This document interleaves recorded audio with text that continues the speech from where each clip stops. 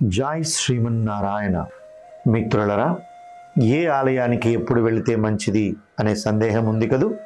నేను చెప్తాను వినండి.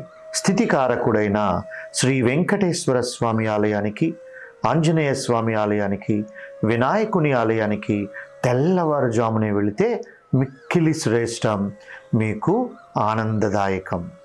మిగిలిన సమయాల్లో కూడా వెళ్ళొచ్చు, కానీ ఎక్కువ ప్రతిఫలాన్ని తెల్లవారుజామున వెళ్ళినప్పుడు మీరు పొందగలుగుతారు. అయితే లయకారకుడైన శివుని గుడికి మాత్రం సాయంత్రం వేళలో వెళ్తే మిక్కిలి శ్రేష్టం.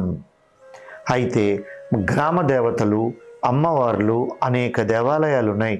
ఎప్పుడైనా గుర్తుపెట్టుకోండి, ఏ దేవాలయానికి కూడా మిట్ట మధ్యాహ్నం వెళ్ళరాదు. అయితే కొన్ని ప్రత్యేకమైన రోజులలో మాత్రం సందర్శించుకోవచ్చు. సర్వే జనా సుఖినో భవంతు.